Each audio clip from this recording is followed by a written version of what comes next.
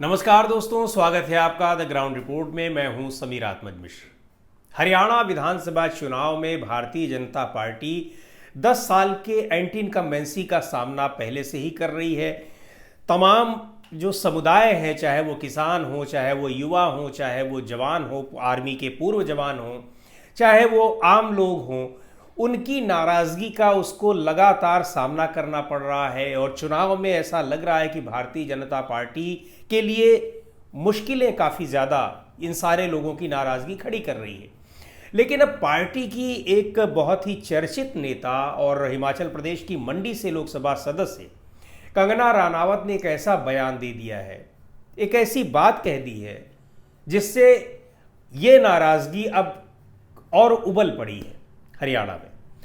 कंगना रनावत ने कहा कि जो कृषि कानून, जो 3 कृषि कानून थे जिनका इतना बड़े पैमाने पर विरोध हुआ, जिस पर आरोप लगे मोदी सरकार पर, खास तौर पर प्रधानमंत्री नरेंद्र मोदी पर आरोप लगे कि उन्होंने अपने कुछ कॉरपोरेट दोस्तों को फायदा पहुंचाने के लिए ये कानून वो लेकर आए हैं। उस कानून का 1 साल से ज़्यादा समय तक का विरोध होता रहा। दिल्ली की सीमाओं पर किसान डटे रहे, दिल्ली उनको आने नहीं दिया, और दिल्ली की सीमाओं पर, चाहे वो हरियाणा साइड से हो, राजस्थान से हो या उत्तर प्रदेश से, वो यहाँ पर सीमाओं पर डटे रहे। 1 साल से ज़्यादा तक ये आंदोलन चला।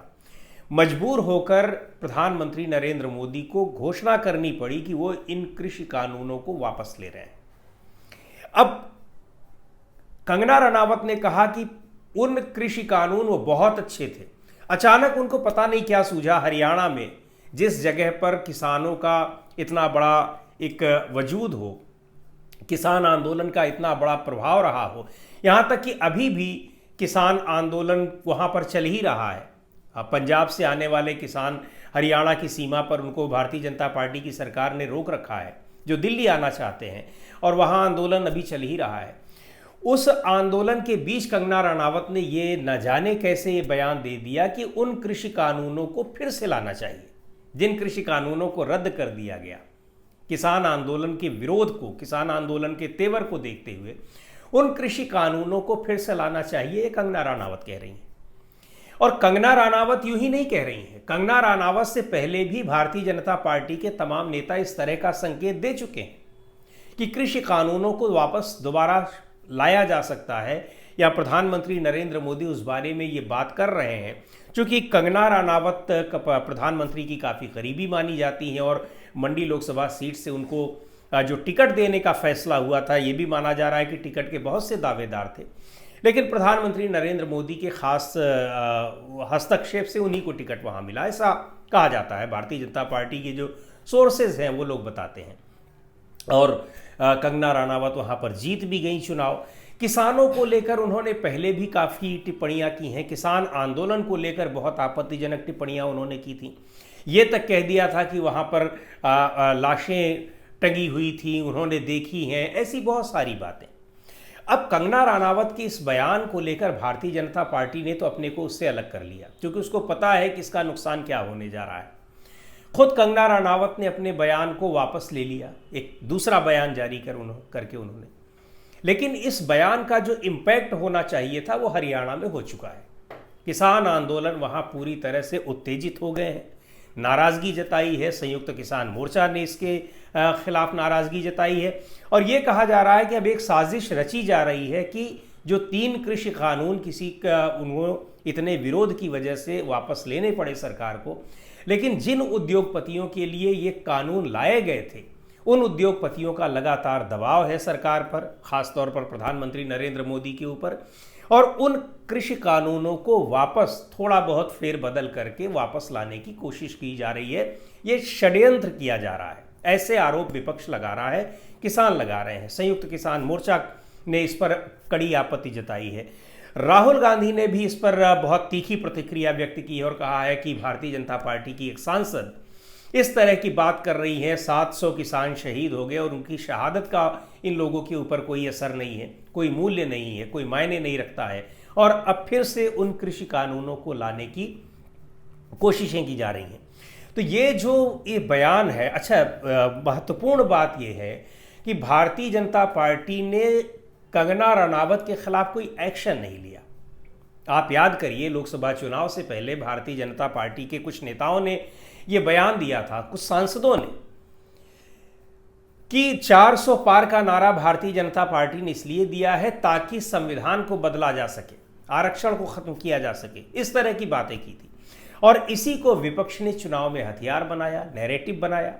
ये नैरेटिव कितना कारगर रहा विपक्ष के लिए, भारतीय जनता पार्टी सफाई देते देते परेशान हो गई कि वो आरक्षण नहीं खत्म करेगी, संविधान को नहीं बदलेगी, लेकिन लोगों ने नहीं सुनी, जनता ने इस बात को नहीं समझा और आखिरकार नतीजा क्या हुआ? 303 सीटों पर थी भारतीय जनता पार्टी, सिमट कर 240 पर आ गई।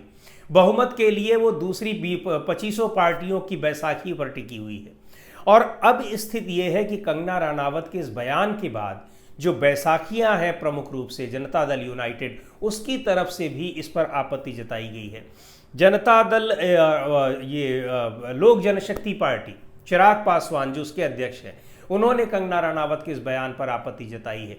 यानी विपक्ष, किसान संगठन अपनी जगह है, जो भारतीय जनता पार्टी को समर्थन देने वाली पार्टियां हैं एनडीए की, उनकी तरफ से भी अब सरकार पर यह दबाव पड़ रहा है कि कंगना रनावत के खिलाफ इस मामले में कार्रवाई की जाए और सरकार स्पष्ट करे कि क्या उसकी ये मंशा है कि वो दोबारा उन कानूनों को लाएगी। लेकिन सबसे जो बड़ा नुकसान भारतीय जनता पार्टी को कंगना रनावत के इस बयान का होने जा रहा है, वो होने जा रहा है हरियाणा के विधानसभा चुनाव में। विधानसभा चुनाव में पहले से ही पार्टी बैकफुट पर है। 10 साल की एंटी इनकम्बेंसी, लगातार 10 साल से वहां पर सरकार में है भारतीय जनता पार्टी। सरकार के खिलाफ बड़ी नाराजगी है, चाहे वो किसान हो, चाहे वो सेना के जवान हो, चाहे युवा हो। अग्निपथ योजना ने तो जैसे आग में घी का काम किया हुआ है, नाराजगी नहीं बल्कि गुस्से में तब्दील कर दिया है वहां के लोगों को। ऐसी परिस्थितियों में, इन स्थितियों में भारतीय जनता पार्टी दूसरी पार्टियों को, दूसरे गठबंधन के लोगों को एक बाहरी सपोर्ट देकर या छिपे हुए रूप में सपोर्ट देकर उनको कैंडिडेट बना रही है, उनको खड़ा कर रही है ताकि वोटों का विभाजन हो और कुछ फायदा हो सके।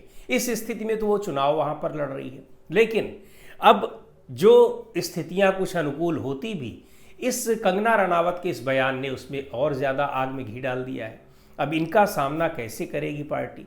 और दूसरी तरफ ये देखिए कि किसानों को लेकर जो बातें कंगना रनावत ने कही, पहले उनका समर्थन करने के लिए भारतीय जनता पार्टी में ही अब कई नेता सामने आ गए। उत्तर प्रदेश की दिल्ली से लगा ज़िला है गाज़ियाबाद, वहाँ से एक विधायक है नंद किशोर गुर्जर, पहले भी कई वो इस तरह कई उनके बयान इस तरह से रहे, बड़े चर्चित रहे। उन्होंने कंगना रनावत का बिल्कुल समर्थन किया है कि वो जो कह रही हैं बिल्कुल सही कह रही हैं, उनके कानूनों को लाना चाहिए वापस। तो अब ये स्थिति भारतीय जनता पार्टी के लिए बहुत ही आत्मघाती होने जा रही है हरियाणा के विधानसभा चुनाव में। अब चुनाव के नतीजे क्या होंगे? 5 अक्टूबर को जब जनता वोट देगी और 8 अक्टूबर को जब उसका परिणाम आएगा तब पता चलेगा। लेकिन फिलहाल ये माना जा रहा है, ये कहा जा रहा है कि कंगना रनावत के इस बयान से हरियाणा के किसानों में ज़बरदस्त नाराज़गी है और ये नाराज़गी वोटों में तब्दील होती दिखाई पड़ रही है। तो दोस्तों, आज के इस वीडियो में इतना ही। अगले वीडियो में फिर मिलेंगे एक नए विषय के साथ, एक नए मुद्दे के साथ। द ग्राउंड रिपोर्ट के यूट्यूब चैनल को आपने अब तक सब्सक्राइब न किया हो तो ज़रूर कर लें। हमारे वीडियोस को लाइक करें, शेयर करें और अपने सुझाव भी हमें ज़रूर भेजें।